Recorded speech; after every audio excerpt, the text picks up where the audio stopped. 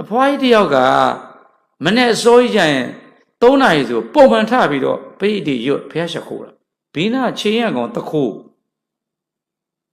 ဆိုဒီဖွားကြီးကမီးရဖျောင်းနိုင်နေထုံးပြီဆိုတော့ဒီကောင်ကတခိုးကပြန်လာရင်လူသိတယ်လေဒီဖွားတော့ကွာဒုက္ခပါပဲမတည့်ဘူးတယောက်ကတခိုးတယောက်ကမေတ္တာရှင်အဲ့ဒါနဲ့ဘာပြောလဲဆိုတော့ဘာလုပ်လဲဆိုတော့အဲ့ဒီဖွားကြီးက3 နာရီကျရင်ချက်ကလေးကတွန်းတယ်သူချက်ကဖွားရနိုးပြီနိုင်မရှိဘူးစမတက်ဘူး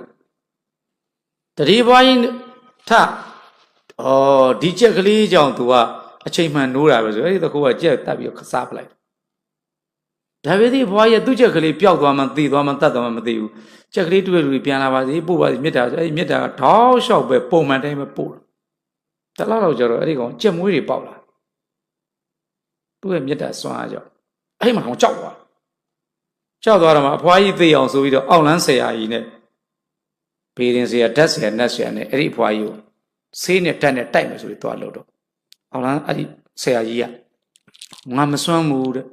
သူ့ခြေပြားနဲ့ဆံပြားမှာမေတ္တာဓာတ်တွေလွှမ်းနေတာပြီးတော့ငါမစွမ်းဘူးတဲ့ငါအင်းတွေမစွမ်းဘူးတဲ့တွေ့လားအမုန်းမရှိတာဖြစ်ချင်းကြောင့်ဘယ်ကြည်စံမှမပေါက်ဘူးမစွမ်းဘူးတဲ့ငါတခုတော့ရှိတယ်တဲ့စွမ်းစရာ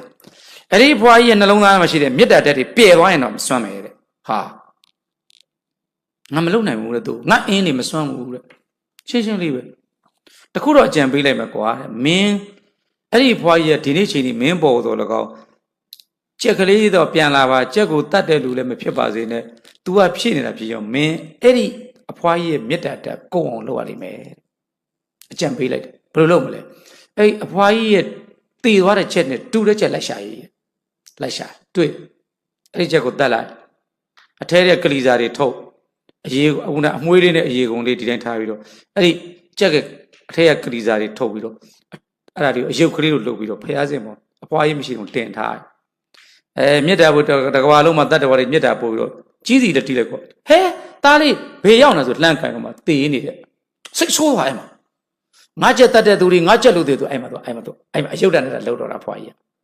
အဲ့ဒီကောင်ရဲ့ခန္ဓာကိုယ်ကြက်မိုးကြီးအကုန်ကွာကြသွားတယ်တကယ်ဖြစ်ပျက်ခဲ့တဲ့အဖြစ်ပျက်ပါโอเค